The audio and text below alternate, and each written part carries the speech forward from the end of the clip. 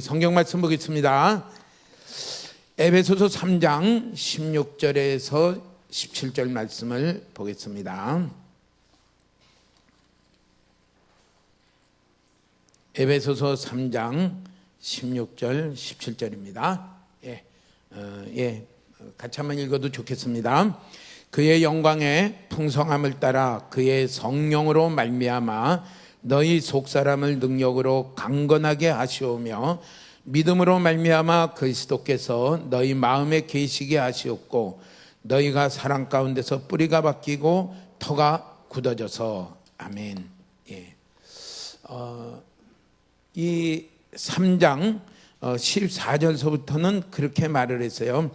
사도 바울이 간절하게 에베소 교회와 성도들을 위하여 기도한 것을 이렇게 기록을 했는데, 그 안에 내용을 이렇게 살펴보면 네 가지 내용이 나와요. 하나는 속사람을 강건하게 해달라고 간절히 기도했어요. 둘째는 믿음으로 말미암아 그들 속에 그리스도가 계시기를 기도했어요. 그리스도가 그들 마음 가운데 중심에 계시기를 기도했어요. 셋째는 넘치는 그리스도의 사랑을 깨닫게 되기를 기도했어요. 넷째는 하나님의 충만하신 것으로 그들에게 충만하게 하시기를 기도했어요. 이미 예수님을 믿어 신실하게 신앙생활을 하며 교회를 이루어가고 있는 에베소 교회 성도들에게 사도 바울이 이것을 기도했다는 것을 우리는 한번 곰곰이 생각해 볼 필요가 있어요.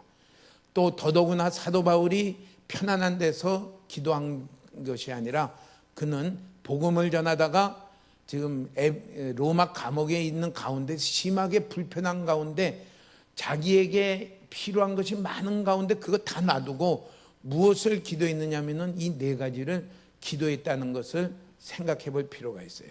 우린 여기서 우리가 예수 믿는 성도들이 어디를 향해 가는 것이 올바른 신앙인가?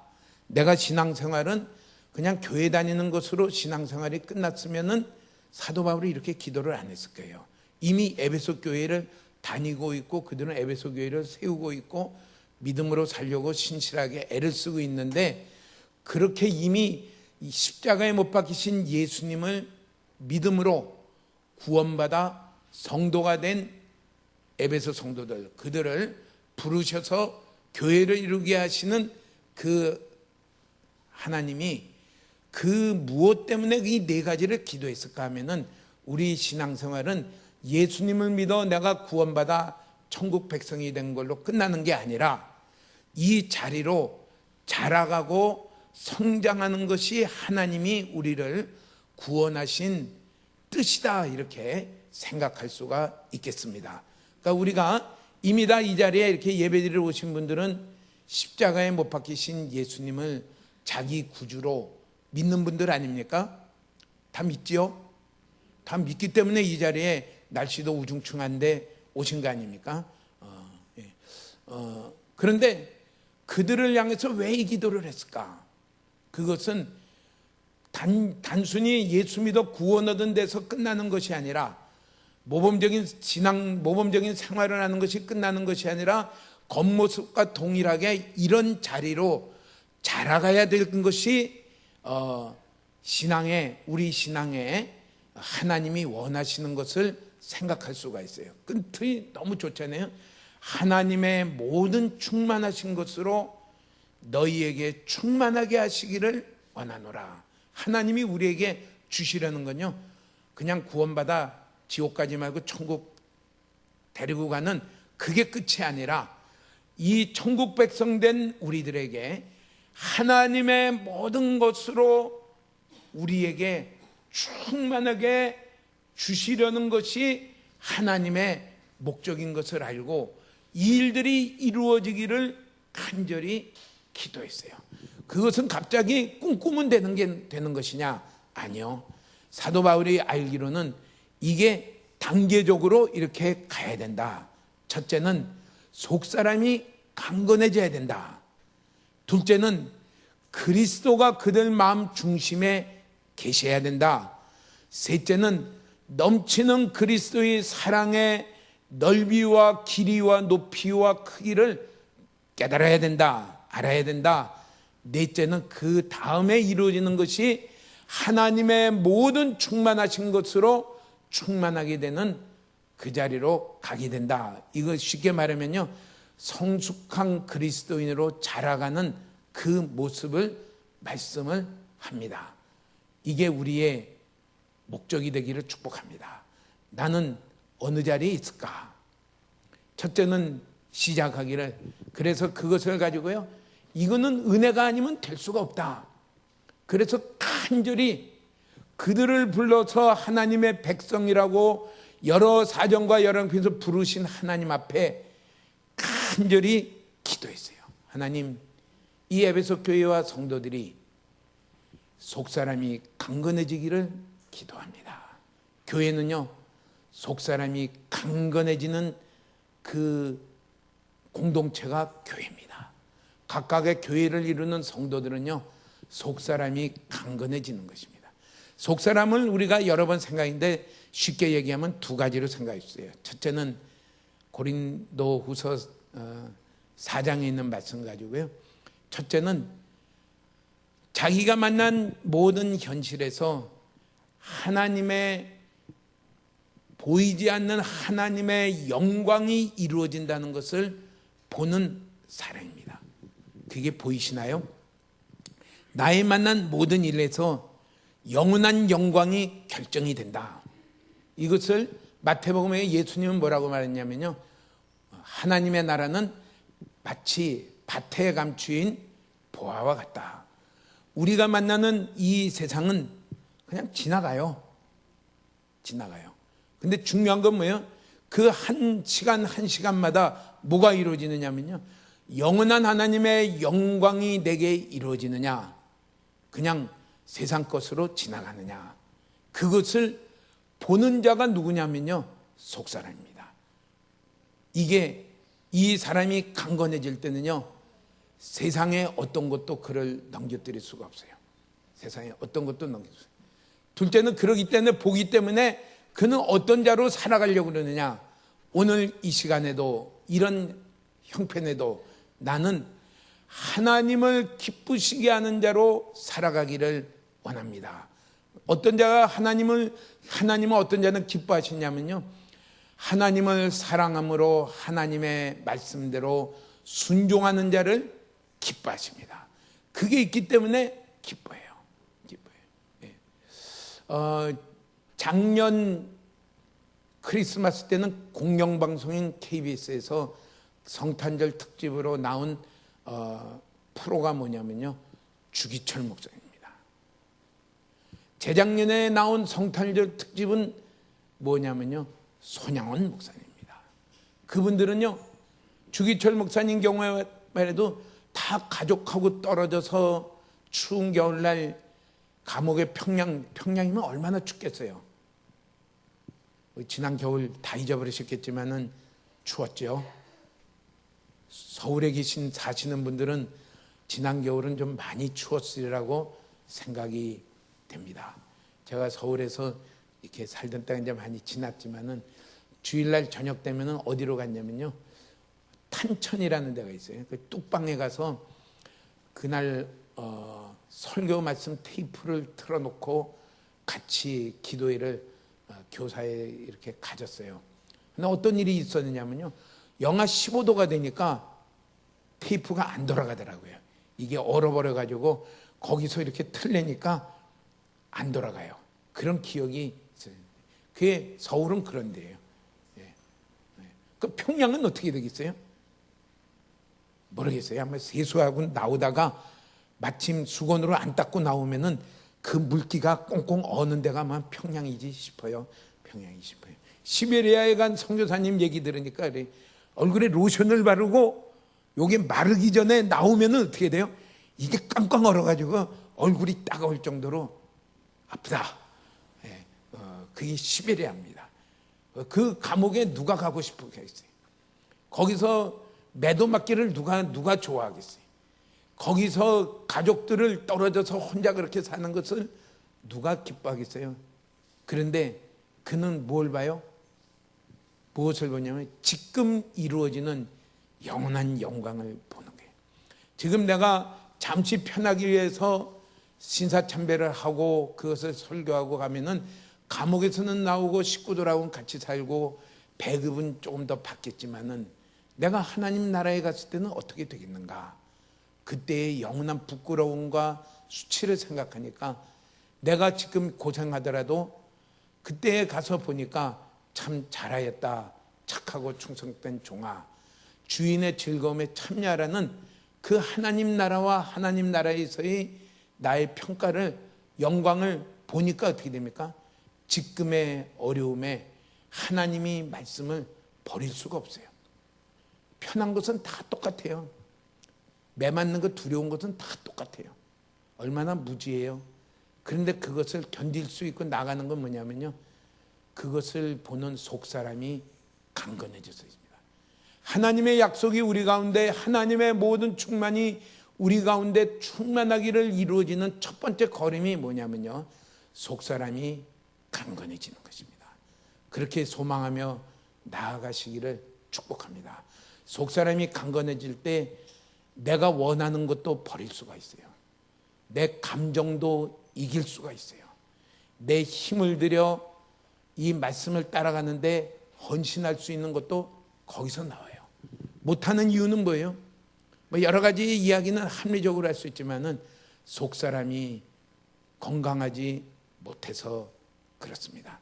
우리가 주일마다 또 묵상하며 기도하는 가운데 속사람이 강건해지며 우리가 보이는 이 땅에서의 이루어지는 영원한 영광의 큰 것을 바라보며 오늘도 하나님이 기뻐하시는 그 길을 따라 순종하기를 사모하는 그런 성도들로 이루어진 우리 교회가 되기를 축복합니다.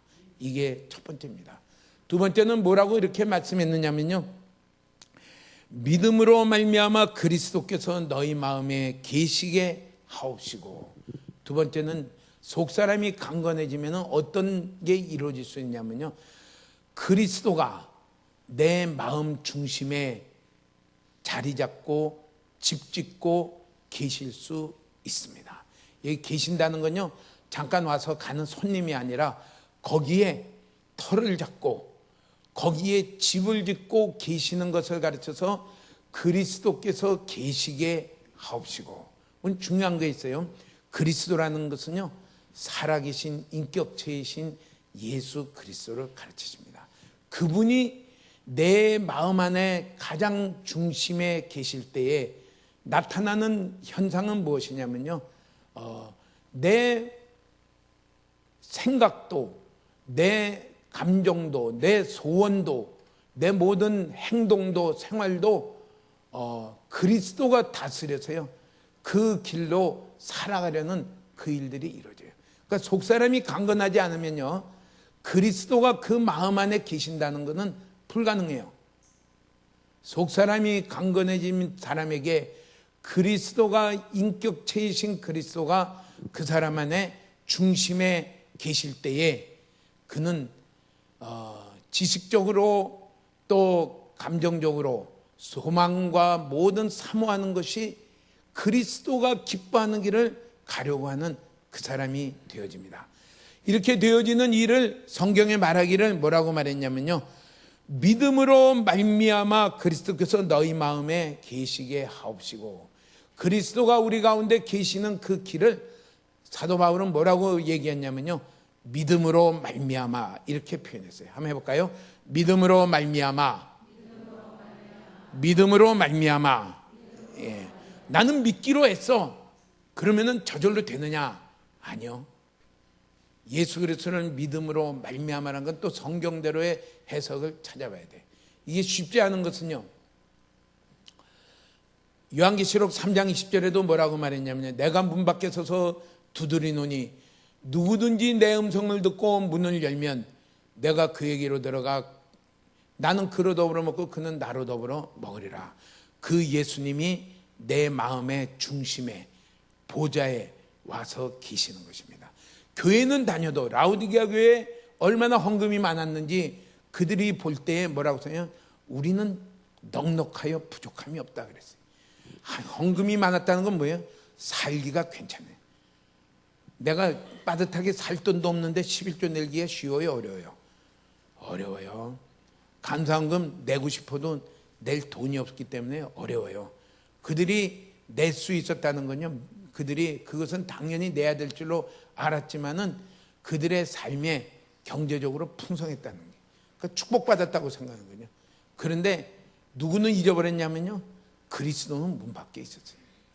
그리스도가 문 밖에. 이게 신앙생활이 그렇게 될 수가 있었다는 게, 문을 연다는 것은 무엇이냐면요, 이 에베소서 3장 17절의 말씀을 따르면요, 믿음으로 말미암아 그리스도가 우리 마음 중심에 계시는 것이 문을 여는 것과 같습니다. 그렇게 나아가기를 힘쓰시길 바랍니다. 예, 믿음으로 말미암아라는 것은, 믿음으로 산다는 건 무엇일까? 우리 다 믿잖아요. 다 믿죠. 근데 성경이 말하는 믿음으로 말미암아, 믿음으로 산다는 것은 무엇일까? 그것을 알려주는 게 히브리서 11장을 보면 믿음의 장입니다. 믿음으로 산다는 것은 그분들은 어떻게 살았을까? 그 중에 믿음의 조상 아브라함의 예를 한번 이렇게 보겠습니다. 히브리서 11장 13절에 보면 이렇게 말씀을 했어요. 다시 한번 읽어볼까요? 이 사람들은 다 믿음을 따라 죽었으며 약속을 받지 못하였으되 그것들을 멀리서 보고 환영하며 또 땅에서는 외국인과 나그네임을 증언하였으니. 한 번 더 읽어볼까요? 이 사람들은 다 믿음을 따라 죽었으며 약속을 받지 못하였으되 그것들을 멀리서 보고 환영하며 또 땅에서는 외국인과 나그네임을 증언하였으니. 믿음으로 따라 산 것이 무엇인가라는 것을 설명을 했어요. 이렇게 읽어보면 또 무엇일까? 그러니까 이 이해가 중요해요. 세 가지를 얘기했는데, 첫째는 약속을 받지 못하였을 때 그것들을 멀리서 보고 약속들을 보았다는 거예요. 약속들을 보았다는 거예요. 멀리서 봤다는 것은 마치 성경에 보면은 거울을 통해서 보는 것과 같이 보았다. 거울을 보는 것 같이. 옛날 거울은 어떻게 돼요? 옛날 거울은 이게 잘 안 나와요. 그래도 보는 거예요. 옛날 거울은. 요새 거울은 어떻게 돼요? 실물보다 좋아. 요새 거울은 실물을 그냥 나타내는 게 아니라 실물보다 더 좋게만 나오도록 하는 것이 그게 거울입니다. 근데 옛날 거울은 뭐예요? 이건 구리판에다가 동판에다가 막 닦아서 반질반질하게 했기 때문에 영 희미하게 보이죠. 그렇지만 그 약속을 보는 사람들이에요. 첫째는 약속을 보고, 둘째는 뭐예요? 보기 때문에 뭐예요? 그 약속을 환영하고, 셋째는 약속을 환영함으로 말미암아 지금 사는 땅에서는 외국인과 나그네임으로 살아갔다는 것을 얘기해요. 이게 믿음입니다. 이게 믿음을 따라 살아가는 일입니다. 자기 나름대로 믿음을 결정하지 마시고요, 믿음에 있는 이 세 가지가 있어야 된다. 첫째는요, 말씀을 통해 약속을 깨달아야 돼요. 말씀을 통해. 그러니까 말씀을 안 보면요, 믿음은 자기식의 믿음이에요. 믿음이 굉장히 좋은 것 같아도요, 이거는 근거가 불분명해요. 근거가 불분명하면요, 위험해요. 그래서 말씀을 언제나 토대로 해가지고 그 말씀 위에 세워지는 믿음의 삶이 되기를 축복합니다. 그냥은 안 돼요. 그래서 말씀을 많이 들어야 되고요, 말씀을 많이 읽어야 되고요, 말씀을 많이 묵상해야 돼요. 그렇게 가길 축복합니다. 그러니까 그 말씀이 도대체 뭐냐? 창세기 12장 1절에서 4절까지 이렇게 보면은 아브라함에게 하나님이 하신 말씀이 있어요. 그때는 이렇게 성경이라는 글이 없었기 때문에 하나님이 말씀하시는 거예요. 한번 읽어볼까요? 여호와께서 아브라함에게 이르시되 너는 너의 고향과 친척과 아버지의 집을 떠나 내가 네게 보여줄 땅으로 가라. 2절에 내가 너로 큰 민족을 이루고 내게 복을 주어 내 이름을 창대하게 하리니 너는 복이 될지라. 3절에 너를 축복하는 자에게는 내가 복을 내리고 너를 저주하는 자에게는 내가 저주하리니 땅의 모든 족속이 너로 말미암아 복을 얻을 것이라 하신지라. 그러니까 1절의 말씀은 뭐냐면요, 너의 고향과, 1절 붙여줄래요? 너의 고향과 너의 아버지 집과 1절 고향과 친척과 아버지 집을 떠나서 하나님이 말씀하시는 대로 가라, 날마다 가라, 이게 말씀하시는 거죠. 그러면서 2절에는 거의 그 뒤에 있는 약속을 말을 해요. 뭐냐면 내가 너를 통해서 큰 민족을 이루겠다. 너에게 복을 주어 창대하게 하겠다. 너를 복의 통로가 되게 해서 너를 3절에는 모든 땅에 있는 모든 족속이 복을 받도록 하겠다. 이게 약속이에요. 이것을 보았어요. 이 실체를 깨닫기까지는 오래 걸렸겠지만은 그걸 붙들었어요. 이게 약속을 보고입니다. 약속을 보고. 주일날마다 그런 일들이 일어나기를 축복합니다. 말씀을 들을 때에 말씀을 통한 하나님의 약속을, 나에게 그렇게 약속하신 그 하나님을 발견하시기를 축복합니다. 이게 믿음입니다. 이게 믿음이에요. 그러니까 우리 주일날 예배드리러 온다는 게 얼마나 어마어마한 일인지 깨달으시겠어요? 이 어마어마한 일들이 진행이 되고 있구나. 내가 날마다 말씀을 묵상하는 것이 얼마나 어마어마한 일들이 그 가운데 일어나는 것인 것을 깨달으시겠어요? 그걸 알면요, 놓칠 수가 없죠. 놓칠 수가 없죠. 주여, 오늘도 제 눈을 밝혀주셔서 보게 하여 주시옵소서. 약속을 보게 하여 주시옵소서. 예. 그래서 그것을 가지고요, 그는 4절에 보면 어떻게 해요? 아브라함이 여호와의 말씀을 따라갔고 롯도 함께 갔으며 아브라함이 하란을 떠날 때 75세였더라. 나이에 관계가 없어요. 우린 65세에 되신 분들에게 선물을 줬지만 아브라함은 몇 살이요? 75세에 여태까지 자기가 터를 이루고 놓은 거를 다 놓고 새로운 삶으로 방향을 바꿨어요. 새로운 삶이란 건 뭐예요? 이 세상 방식대로 자기의 고향과 친척과 자기의 있는 아버지의 집이 그게 힘 아니에요. 그게 옛날 사람들한테는 그 마을을 떠난다는 것은 뭐냐면요, 고생할 준비를 각오하는 거지만 세상식의 삶을 완전히 바꿔서 이제는 하나님이 나의 길이 되시며 인도자가 되시며 내 삶의 중심이 되시며 그 길을 따라갈 때 가지고 있는 건 뭐예요? 그 하나님이 이 약속을 반드시 이루실 것이다. 이루실 것이다. 그러니까 하나님의 약속이 우리 마음 가운데 새겨져 있지 않으면요, 그것을 내가 붙드는 게 없으면요, 우리는 그리스도가 내 마음 중심에 계실 수가 없어요. 마음 중심에 계시는 자는 어떻게 돼요? 어떤 환경이 와도 그 환경을 다스리는 자가 돼요. 마음의 중심이 없는 자는 어떻게 그 환경에 침몰하는 자가 돼요.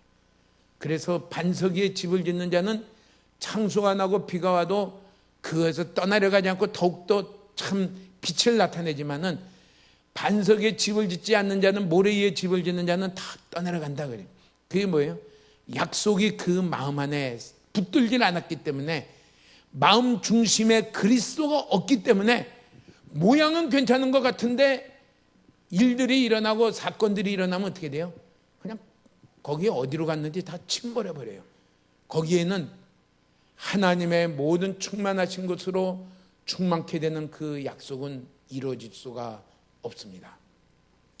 그리스도인은 그리스도인이지만은 가련하고, 라오디게아 교회에 말한 대로 참으로 가련하고 불쌍한 그리스도인이 되어집니다. 무엇을 선택하시겠어요? 주님, 저와 우리 교회는 이 약속, 말씀을 따라 약속을 깨달으며 붙드는 이런 교회가 되기를 선택하겠습니다. 이 말씀을 따라 약속을 깨닫는 은혜가 날마다 부어지기를 사모하며 가시길 축복합니다. 예, 사도 바울도 이런 말씀을 했어요. 사도행전 13장 47절에 보면 이렇게 말씀을 했어요. 같이 한번 읽어보겠습니다. 주께서 이같이 우리에게 명하시되 내가 너를 이방의 빛으로 삼아 너로 땅끝까지 구원하게 하리라 하셨느니라 하니, 이건 이사야 48장 6절에 있는 말씀인데요, 그 말씀이 그 안에 깨달아졌어요. 다메섹에서 만나서 하신 그 말씀이 이사야 48장 6절의 말씀을 통하여 그 안에 깨달아졌어요. 하나님이 나를 다메섹에서 만나서 나를 부르신 목적은 단순히 예수 믿고 천국 오라고 하는 그것을 훨씬 넘어서서 이방의 빛으로 삼아 땅끝까지 구원받게 하려는 이 일을 하는데 나를 쓰시고자 함이구나 하고 깨달았어요. 이게 깨닫는 것입니다. 약속을 깨닫는 것이에요. 그래서 뭐예요? 무슨 일이 일어나도 이 일은 이루어질 것이다. 그래서요, 엄청난 방해가 있어도 그는 포기하지 않고 또 갑니다. 하나님이 나를 이 성에 있게 하는 것은 나를 통하여 십자가에 달리신 예수 그리스도를 알게 하는, 구원받는 빛을 이 성 안에 비추게 하여 구원 얻기로 예정한 자들은 다 구원받는 일들을 하나님은 이루실 것이다 하고서 담대하게 그 길을 가요. 거기에 돌을 맞으면 어떻게 돼요? 그 다음 또 가요. 전할 건 다 전했고 그 다음 성으로 또 가요. 또 가요. 또 가요. 이게 뭐냐면요, 그 안에 이 약속이 기록되어 있기 때문입니다. 이 은혜를 우리가 사모해야 돼요. 사모해야 돼요. 이거는 말씀을 들을 때 일어나는 일들이에요. 말씀을 들을 때.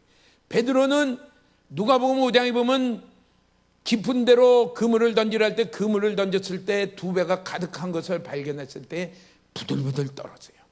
이분은 내가 아는 목수 선생이 아니구나. 좀 좋은 말을 하는 선생이 아니구나. 이분은 물고기까지도 다스리시는 주권자시구나. 주권자라는 것은 하나님이시구나. 그 앞에 무릎을 꿇고 부들부들 떨며, 그게 보이니까 뭐가 보여요? 자기 죄가 보여요. 저는 죄인입니다. 떠나십시오. 그때 예수님이 뭐라고 말해요? 나를 따라오너라. 이제 내가 너를 사람을 낚는 어부가 되게 하겠다. 사람을 지옥에서 천국으로, 멸망에서 생명으로 구원하는 그런 일들을 너를 통해서 하시겠다. 대본에 되진 않죠. 그를, 베드로를 만들어 가야 되죠. 그러나 베드로 안에 뭐예요? 분명히 한 예수님은 이 일을 이루실 것이다. 그 약속을 따라서요, 예수님은 나는 뭐예요? 머리 누울 곳도 없는 정말 노숙하시는 그분을 따라가서 사는 삶이요, 편하네요? 편하지 않아요. 그래도 줄기차게 따라갈 수 있는 건 뭐예요? 그 약속이 그 안에 있기 때문에. 그 일을 예수님은 오순절을 통하여 성령을 부으심으로 말미암아 이루시는 분이십니다. 우리 안에 약속이 있나요? 하나님의 약속이 있나요? 매주마다 듣는 말씀 가운데 그 약속이 우리 가운데 있기를 축복합니다. 말씀을 듣는 축복이 그래요. 예. 저는 군대 있을 때에 제 머리맡에 주보 그 그림에 뭐냐면요, 소를 앞세워서 밭을 갈고 있는 그 사진을 딱 해놨어요. 그 밑에 뭐예요? 씨 뿌리는 비유. 말씀이 너희 가운데 심기우며 옥토가 되면은 30배, 60배, 100배의 결실을 이루리라. 그걸 늘 붙들고 늘 새기서, 하나님 제가 옥토가 되기를 원합니다. 주의 말씀이 제 안에 30배, 60배, 100배의 결실을 이루기를 원합니다. 그렇게 한 중요한 이유 중에 하나는요, 제가 이렇게 책을 보고 말씀을 듣는 중에 백영희 목사님 그 말씀 중에 그래요. 그 목사님 진주 성경학원에 갔더니 참 귀한 목사님이 오셨는데 누군가 하고 봤더니 남해읍교회를 섬기시는 목사님이 오셨다. 남해읍교회 이름이 최 목사님인데 이름을 갑자기 까먹었어요. 이름 기억나는 분이 있나요? 순교하신 분이신데, 남해읍교회 그분의 제자들이 일으킨 교단이 재건파입니다. 남해읍교회. 근데 참 와서 이렇게 하시네. 순교, 신사참 밑에 순교하신 분인데 그 목사님께 은혜를 받고 가서 물어봤대요. 목사님의 신앙생활의 표는 무엇입니까? 그랬더니 말하기를 나는 옥토가 되는 것이 제 표입니다. 하나님의 말씀이 내 안에 심기어져서 그 말씀이 제게 30배, 60배, 100배의 결실을 이루기를 원합니다. 그냥 설교 중에 들은 말씀인데요. 그게 내 마음 안에 탁 꽂혔어요. 군대 가서 어떻게 하면 편하자, 어떻게 하면 눕자, 쉬자 하는 가운데 그 가운데 제 머리맡에다 딱 붙여놓기를, 그 사진을 그 주보 딱 붙여놓기를, 하나님 제가 오늘도 옥토가 되기를 원합니다. 주의 말씀이 제 삶에 심겨져서 30배, 60배, 100배의 결실을 이루기를 원합니다. 그게 은혜예요. 그렇게 사니까 다 군대에 있으면은 이 3년 동안은 그 뭐라고 생각해요? 다 버린 3년으로 생각하고 될 대로 되라고 살지만은 그 기회는요, 제게 믿음으로 살아갈 수 있는, 연습할 수 있는 굉장히 소중한 기회가 됐고요. 살아계신 하나님을 제가 경험할 수 있는, 야, 이 말씀은 정말 살아계신 하나님의 말씀이구나 경험할 수 있는 아주 소중한 기회가 됐어요. 이게 말씀을 듣는 가운데 우리 가운데 심겨져야 돼요. 깨달아져야 돼요. 또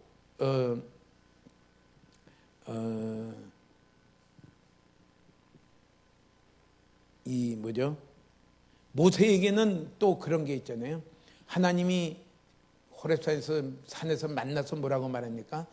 나는 이스라엘 백성을 반드시 그들의 조상 아브라함과 이삭과 야곱에게 약속한 땅으로 데리고 가겠다.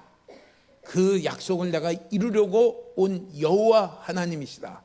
그게요, 모세의 마음 가운데는 분명하게 새겨져 있어요. 그러니까 뭐합니까?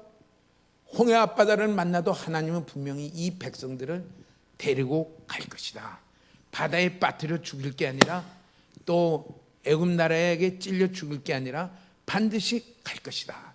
물이 없어도 반드시 하나님은 이 백성들을 물이 없어서 목말라 죽이는 것이 아니라 반드시 데리고 갈 것이다. 반드시 그 일을 할 것이다.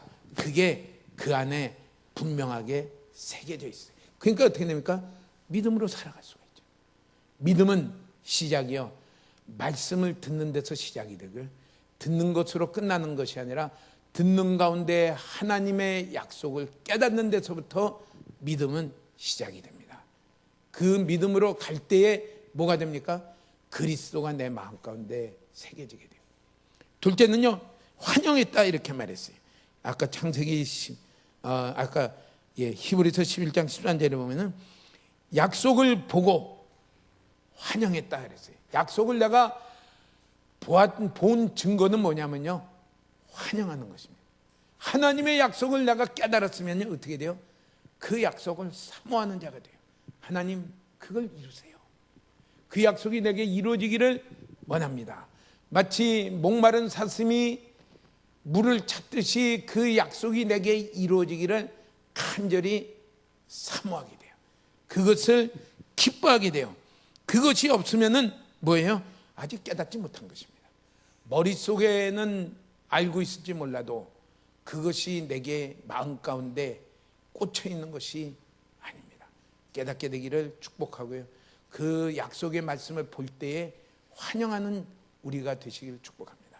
환영한다 그랬어요. 그것을 마태복음 5장 6절에는 이렇게 표현을 했어요. 의에 줄이고 목마른 자는 복이 있나니 그들이 배부를 것이며. 그 환영한다는 말은, 다시 말은 뭐예요? 그 약속에 대해서요, 배가 고프고 줄이고 목이 마른 것과 같은 그 상태. 주님 언제 이것을 이루실 것입니까? 언제 이 약속이 우리 가운데 이루어질 것입니까? 그것이 이루어지는 것에 대한 목이 마르고 배가 고픈 이 일을 가르쳐서 뭐라고 말하냐면요, 환영한다 이렇게 말했습니다. 주의 약속에, 주의 말씀을 통한 약속을 바라보며 환영하고 있는 상태에 계시나요? 그렇게 되기를 축복합니다. 그렇게 환영하는 자는 어떻게 되는 자가 될 것인가? 히브리서 11장 13절에 세 번째로 이렇게 말씀을 했어요. 그는 이 땅에 살면서 나그네라 이렇게 말을 하며 외국인이라 이렇게 말하며 살아갔다. 참고로 아브라함이 땅을 몇 평을 샀을까요? 그는 일하는 일꾼이 375명이나 되는 많은 그 양과 소떼를 가지고 있었고요. 많은 사람의 존경을 가졌는데, 성경에 나타난 대로 말하면 그가 산 땅은 아내 사라가 죽었을 때에 장례 지내기 위해서 산 막벨라 굴이 그가 산 땅의 전부입니다. 그는 이 땅을 살아가는 동안에 뭘로 살아갔어요? 나그네로 살아갔어요. 이 땅을 살아가는 동안에 외국인으로 살아갔어요. 그냥 이 땅을 자기의 거주지로, 자기의 영원한 소망으로 살아간 게 아니라 나그네와 또 외국인과 같이 살아갔어요. 그 생활이 무엇에 따라 결정됐냐면요, 영원한 하나님의 약속을 따라 내 생활이 결정이 됐어요.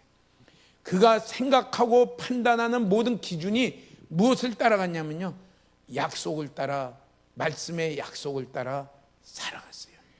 이것이 믿음을 따라 살아간 것입니다. 모든 생각이 말씀에 따라, 말씀이 지배하고 말씀이 이끌고 그 약속이 이끌고, 그것을 가르쳐서 뭐냐면요, 믿음을 따라 살아갔다고 그러고요. 이렇게 살아갈 때 누가 우리 가운데 거하게 계시느냐? 그리스도가 우리 마음 가운데 집을 짓고 계시는 이 일들이 이루어진다, 이렇게 말했어요. 우리 이것을 믿음을 따라 산다, 이렇게 세 가지를 말씀을 했습니다. 나는 그러면은 중요한 것은 내가 결정이 돼야 돼요. 그리스도께서 내 마음 가운데 거처를 정하고 살아계시려면은 그냥 설렁설렁하면 되느냐? 어림도 없어요. 무엇을 해야 되냐면요, 내가 믿음을 따라 살기를 원하며 그렇게 선택해서 가느냐? 아니면은 내가 믿음을 따라 이거 뭐 복잡하게 그렇게 합니까? 그냥 교회만 가면 되고 주님하고 이렇게 한 번씩 부르면 되는 거죠 하고 가느냐? 내가 말씀을 따라 그 약속을 알기를 구하며 그렇게 그 말씀이 나의 삶을 주장하는 자로 그렇게 내가 애를 쓰며 노력하기로 내가 결정하느냐? 아니면은 지금이 좋사오니 그냥 교회 다니는 자로 살아가기로 결정하느냐? 거기에 우리의 선택이 있는 것을 가리킵니다. 빌립보서 2장 12절에 보면 이렇게 말했어요. 너희는 두렵고 떨림으로 너희 구원을 이루어가라.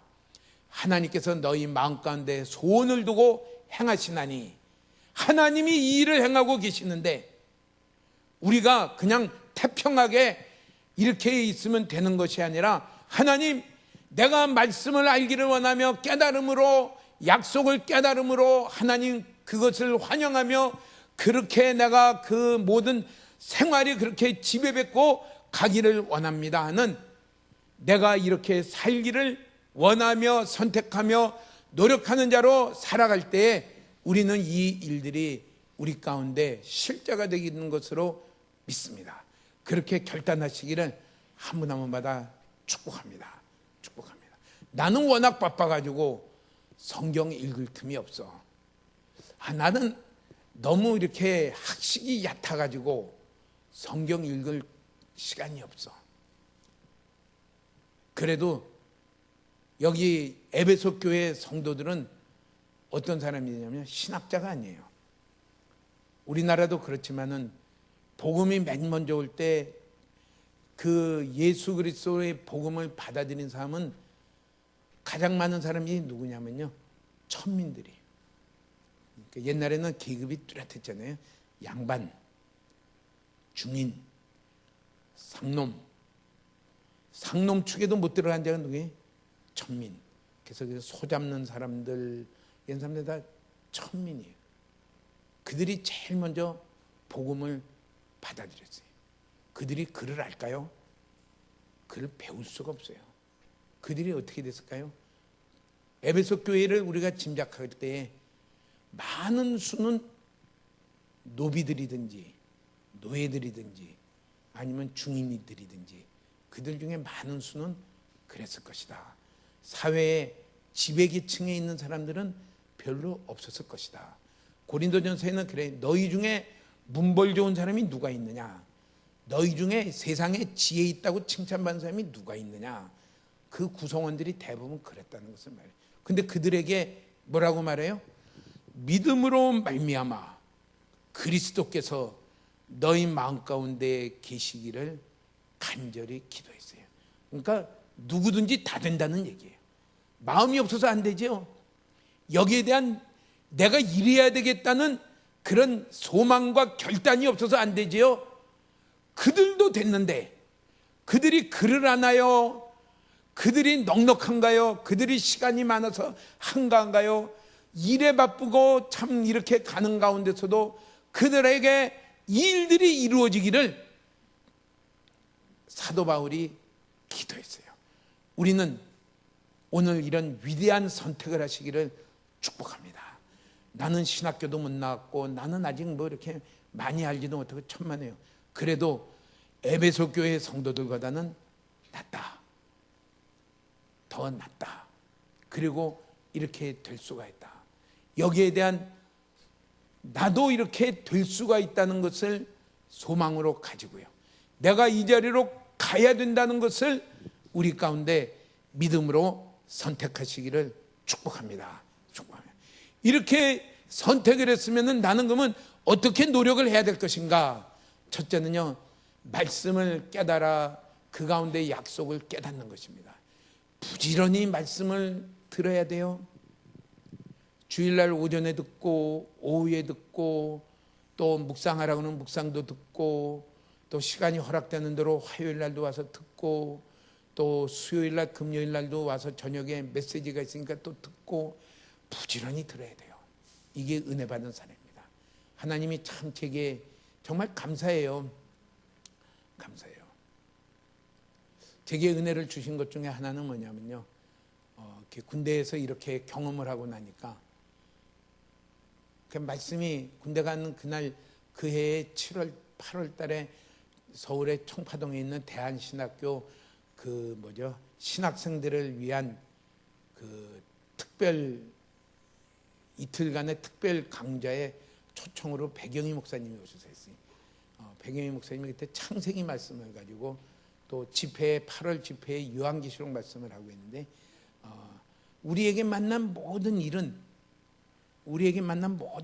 에덴 동산과 같다. 거기서 하나님, 거기에 모든 풍요가 있고 거기서 하나님을 사귈 수 있고 만날 수 있고 거기서 있는 에덴 동산과 같다. 자기의 만난 현실에 대해서 늘 불평하는 사람은 신앙생활은 항상 꽝이다. 왜냐하면 그 자리가 하나님을 만나는 자리요, 그 자리가 하나님께 순종하는 자리요, 그 자리에서 하나님과 더불어 함께 할 수 있는 자리요, 그 자리에 하나님의 모든 은혜가 넘치는 자리인데 거기에 대해서 너상 불평하고 있는 사람은 그 사람은 신앙생활은 자라갈 수가 없다. 혹시 내가 만난 현재의 환경에 대해서 불평하고 계시나요? 그 자리는 그러면은 하나님은 놓치는 사람입니다. 그때 그 말씀이 제 안에 꽉. 또 하나는 뭐냐면 요한계시록 1장에 사도 요한은 우리와 같은 형제요. 그가 반모섬의 말씀으로 인하여 반모섬에 갔을 때, 반모섬은 무인도 아니에요. 갔을 때에 그 자리는 어떤 자리냐? 그가 이전에 알고 있는 예수님과 달리 또 새롭게 예수님을 만날 수 있는 자리다. 우리에게 반모섬과 같은 그런 환경을 주시는 중요한 이유는 예수님을 새롭게 만나고 경험할 수 있는 환경으로 하나님이 나를 이끄시는 것이다. 너무 귀하지요.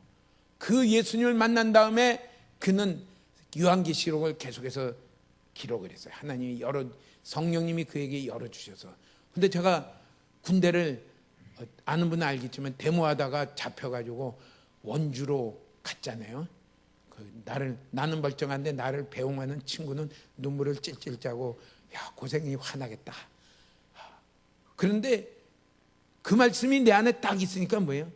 내가 이 자리는 그건 정말 반모섬과 같더니 부모님도 따라올 수 없고 나를 알 수 있는 사람은 따라올 수 없는, 아무도 없는 그 자리로 갔을 때 그 자리가 밤모성과 같다는 것이 내 마음 가운데 꽉 새겨지니까 내가 뭐예요? 주님을 만나야 되겠다. 주님을 내가 찾아야 되겠다. 그때 제가 잠자는 시간에는 모르지만은 깨어있는 시간은 항상 기도했어요. 버스 차를 타고 군용차 뒤 트럭에 타고 이러면 거기서도 중얼중얼 정말 그때는 중얼중얼 기도가 나오더라고요. 중얼중얼 기도가 나오더라고요. 그랬더니요 정말 그 예수님이 살아계신 분이시고 그분을 의지하는 자는 절대로 수치를 당하지 아니하시고 그분이 우리의 방패가 되시고 큰 상급이 되시는 것을 거기서 새롭게 경험했어요. 그게 경험이 되니까 제가 지금 이 자리까지 오게 된 거 아니에요? 이 자리까지.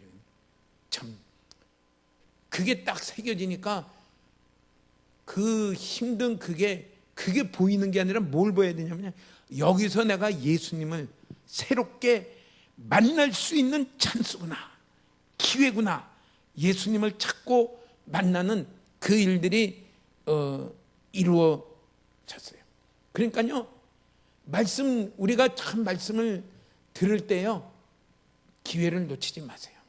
그냥 그리고 대충 그냥 듣고 그냥 그러고 지내지 마시고 눈을 반짝반짝 하시고 펜을 들고 필기를 하고 하십시오. 그게 그렇게 할 때에 하나님이 은혜를 주시면 다시만 성령님이 우리 가운데 마음 눈을 밝히시면 뭐가 깨달아지냐면요 하나님의 약속이 깨달아져요. 그게 마음속에 새겨지게 돼요. 그렇게 되는 우리의 모든 시간이 되기를 축복합니다. 그게 있어야 돼요. 그게 우리의 노력이에요. 밥을 못 먹어도 내가 말씀을 들어 가야 되겠다. 수요일날 말씀은요 우리 이영신 목사님이 정말 이렇게 공부를 많이 했어요. 박사학위를 하려다가 아버지 너무 고생한다고 이제 귀국하기로 결정하고 해서 제가 물었어요. 후회 안 할래? 했더니 갈게요. 나왔어요. 근데 이렇게 말씀 준비하는 거 보면은 굉장히 이렇게 꼼꼼하게 준비를 잘해요. 준비를 잘하는 이유는 그렇게 훈련을 받아서 그래요. 저는 그렇게 훈련을 받지 못했기 때문에 그렇게 하라 그러면은 못하겠어요. 근데 와서요 자꾸 들으십시오. 듣고 그 말씀 가운데서 뭐예요? 하나님이 약속하신 것을 깨닫는 은혜가 우리 가운데 비춰지기를 축복합니다.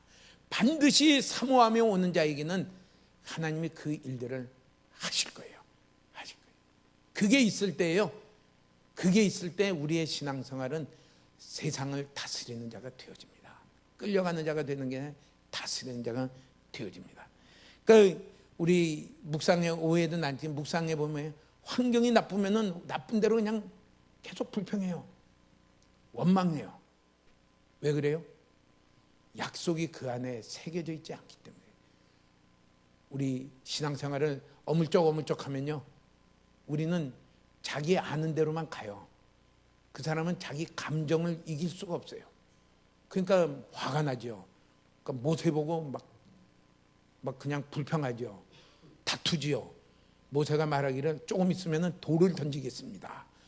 광야는 돌은 많은가 봐. 돌을 던지겠습니다. 그런 사람이 돼버려요. 너무 불쌍해요. 그러다 그게 안 고쳐지니까 어떻게 돼요? 결국 약속은 있지만은 약속으로 초청은 받았지만은 광야에서 죽고 맙니다. 이 불쌍한 그리스도인이에요. 그렇게 되지 않기를 축복합니다. 우리 가운데 말씀을 통한 하나님의 약속이 깨닫는 은혜가 세워지기를 축복합니다. 예. 둘째는요, 그건 노력해야 돼요. 소망하고요, 노력하고 애를 써야 돼요. 하나님이 그 은혜가 부어질 때는요, 제가 서울에서 그 당시에는 뭐예요? 6시간 걸렸어요. 6시간. 제일 빠른 기차가 재건 온지 그 다음에 또 딴 건지 새마을로 오기 전이에요. 그게 있다가 그다음에 새마을호가 4시간에 달리더라고요. 이야, 그다음에 뭐예요? KTX가 2시간 반에 달리면서 새마을호가 퇴출이 돼버리더라고요. 근데 6시간 알바해가지고 돈 이게 생기면은 기차값으로 썼는데, 하나님이 그렇게 되니까요, 말씀 들을 때 얼마나 은혜를 주시는지 몰라요. 그 말씀이, 우리 성경 말씀을, 설교 말씀 들으면 그게 머리에 남나요? 그게 내 마음 가운데 그 다음 이렇게 되면 이게 뭐지? 테이프 틀듯이 쫙 기억이 돼요. 난 똑같은 줄 알았어요. 누가 나를 따라 하나 또 왔어요. 그랬더니 걔는 그렇지 않더라고요. 이게 은혜라는 걸 깨달았어요. 은혜가 부어지길 축복합니다. 수요일날 저녁에도 내가 와서 예배를 드려야 되겠다. 금요일날 저녁에도 내가 와서 기도에 참석해야 되겠다. 그런 갈증이 있기를 축복합니다. 이게 은혜예요, 은혜예요. 이 일 때문에 못 가겠다. 그런 일도 하려면 뭐 얼마든지 있지요. 그런 일은 제껴놓고 내가 해야 되겠다. 그게 은혜 받은 표시예요. 여기에 노력하며 애쓰시길 바랍니다. 말씀을 깨달아야 되겠다. 둘째는요, 그 말씀을 깨달을 때, 약속을 깨달을 때 그리스도가 우리 가운데 계실 때, 우리 가운데 집을 짓고 계시는데, 그리스도가 집을 짓지 못하도록 하는 것을 우리 가운데 치워버려야 돼요. 정결케 해야 돼요. 고린도 후서 6장 14절에는 이렇게 말을 했어요. 너희는 믿지 않는 자와 멍에를 함께 매지 말라. 의와 불법이 어찌 함께하며 빛과 어둠이 어찌 사귀며, 15절에는요, 그리스도와 벨리알이 어찌 조화되며 믿는 자와 믿지 않는 자가 어찌 상하냐. 함께 있을 수 없다는 거죠. 빛과 어둠이 어떻게 같이 있을 수 있느냐? 의와 불법이 어떻게 같이 있을 수 있느냐? 그리스도와 벨리알이 어떻게 같이 있을 수 있느냐? 그리스도가 내 마음 가운데 계시기를 원하면은 내가 어떻게 그 죄와 불법이 우리 가운데 있는 것이 있을 때 그리스도가 어떻게 같이 있을 수 있느냐? 그것을 말을 해요. 그것을 치워버려야 된다. 그것을 버려야 된다. 한번 해볼까요? 통 크게 포기하자.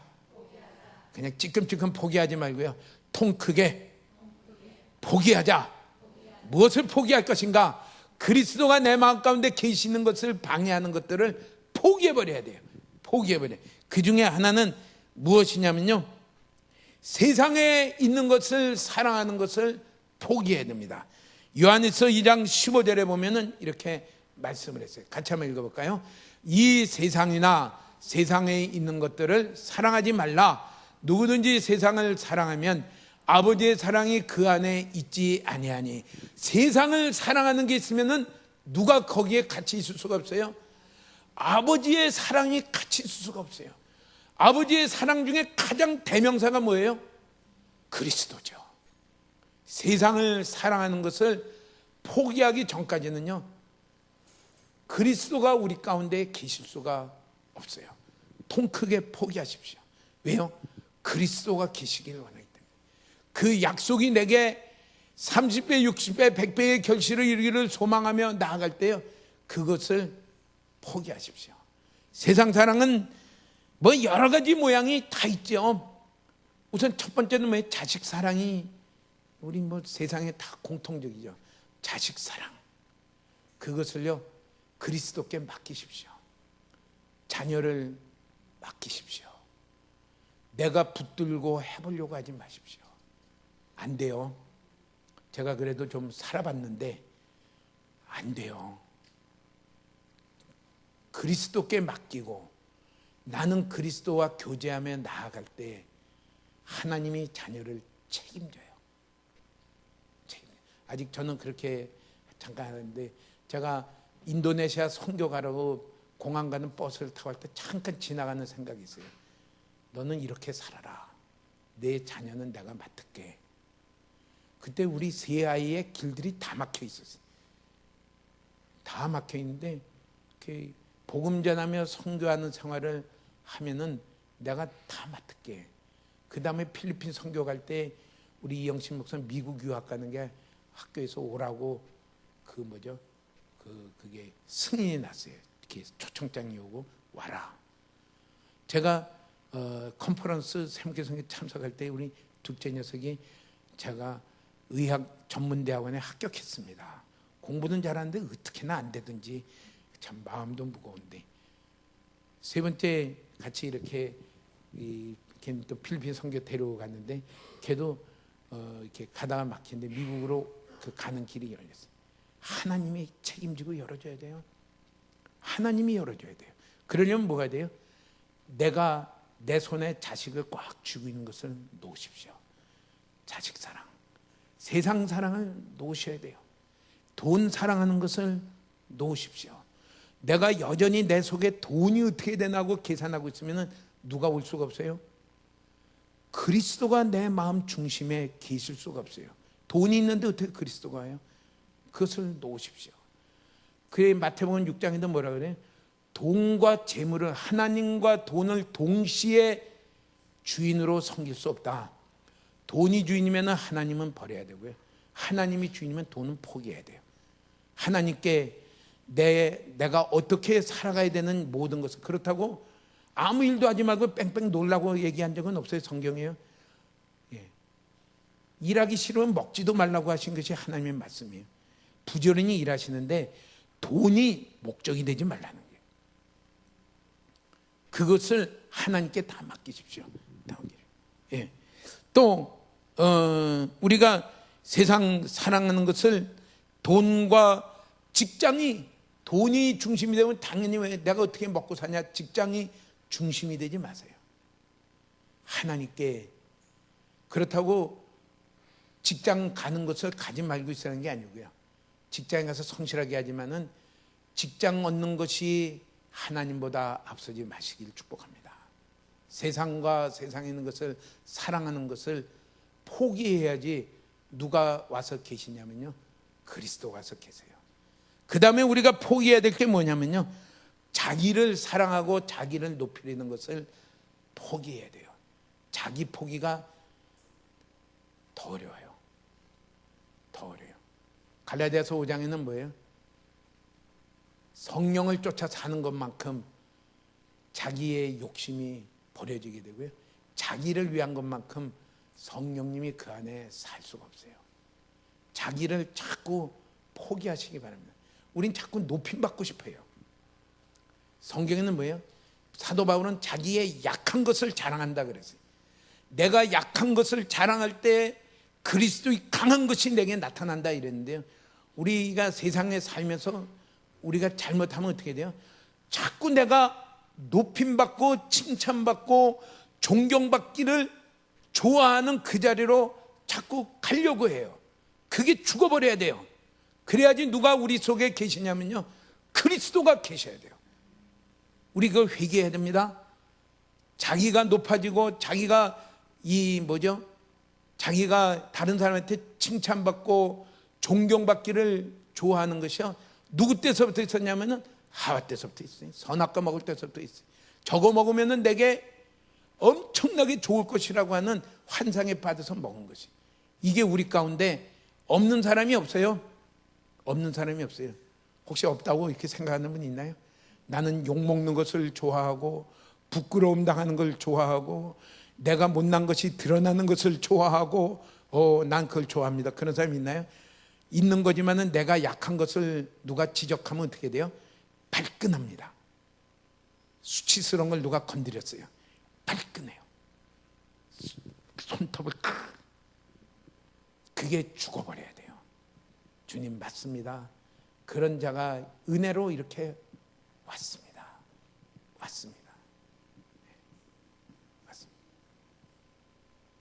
그게 우리 가운데 있기를 축복합니다.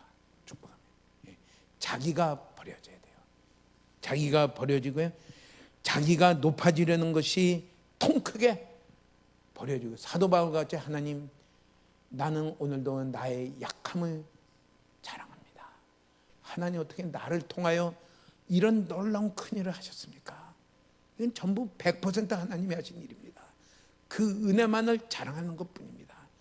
우리 이게 성경이 말씀하시는 자리고, 이 자리로 가야지 누가 계시나요? 그리스도가 내 마음 가운데 계십니다. 내가 나를 자랑하고 나를 높이려고 하는데 그리스도가 어떻게 와서 계세요?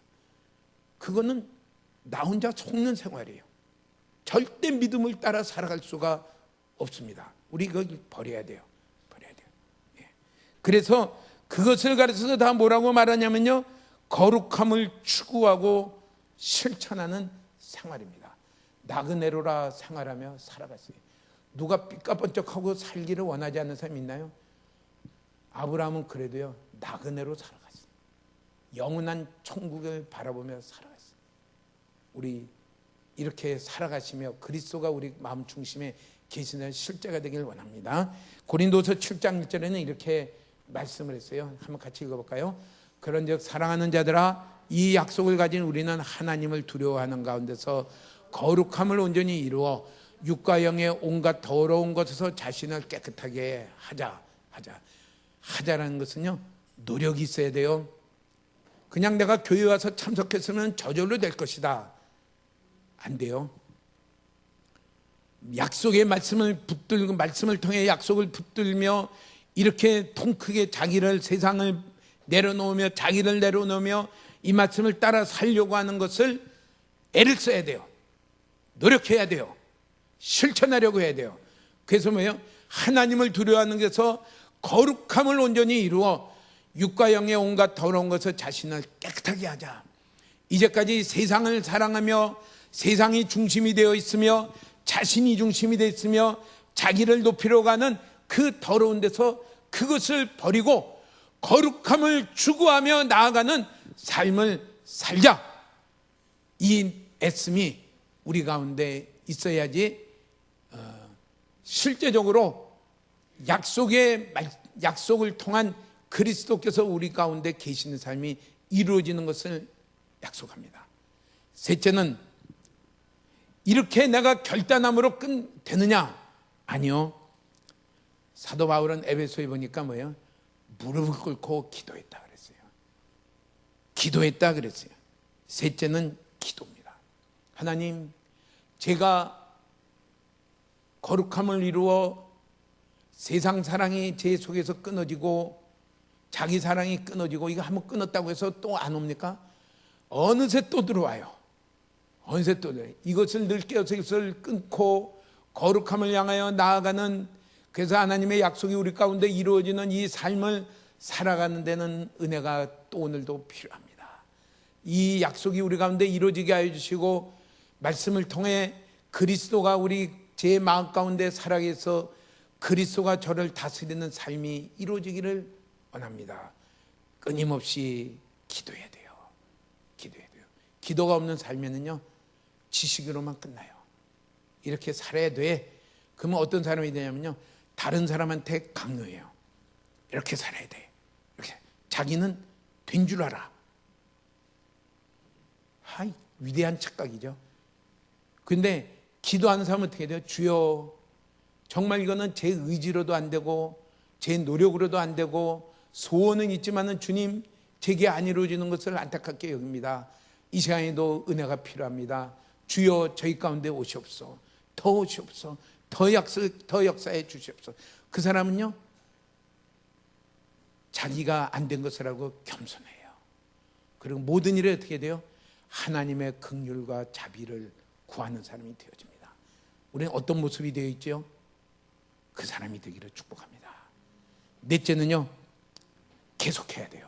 인내로서 그리스도가 내게 오셔서 자기를 나타내며 내 속에 살아계시는 그 일들이 일어나도록 꾸준히 해야 돼요. 한 번에 내가 이렇게 했다고 이 일이 탁 이루어지면 얼마나 좋겠어요.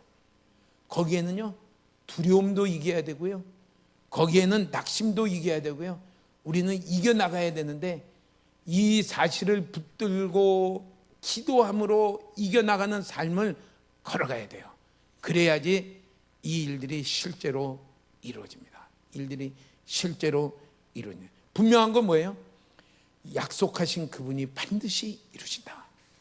베드로를 불러서 약속하신 그분이 그 약속을 붙들고 붙어 있기만 했더니 반드시 이루신다. 아브라함이 가서 애굽에도 내려가고 막 이랬지만은 그 약속을 붙들고 나아가는 그 자에게 점점 믿음으로 세워지며 그 일들을 반드시 이루신다. 반드시 이루시기 때문에 뭐합니까? 약속을 붙들고 기도하며 인내로서 나아갈 때에 그리스도가 우리 마음 가운데 사시는 일은 반드시 이루어질 것입니다. 반드시 이루어질. 실천하며 나아갈 때 요한복음 14장 23절에 있는 말씀대로요, 그 말씀이 이루어질 거예요. 마지막으로 한번 같이 읽겠습니다.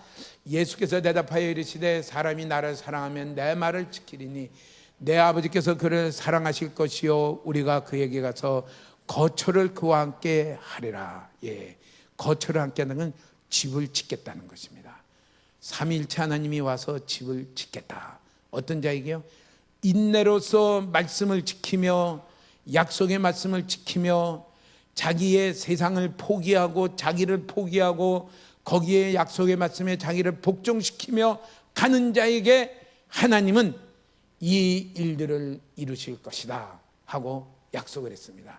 우리에게 그냥 구원받은 자로 천국에 와라, 이것으로 끝나는 것이 아니라 우리에게는 무한한 하나님의 모든 충만하신 것으로 우리에게 충만케 하려 하시는 영원한 영광의 약속이 우리 가운데 있는 것이 십자가로 우리를 부르신 우리 가운데 앞에 놓여 있는 일입니다. 우리는 이 목표를 향하여 쉼없이 달려가는데, 첫째는 속사람이 강건해지기를 끝까지 기도하시길 축복합니다. 둘째는 믿음으로 말미암아 그리스도께서 내 마음 가운데 계시는, 실제적으로 계시는 삶을 걸어가기를 사정없이 구하면서 달려가시기를 주의 이름으로 축복합니다. 아멘.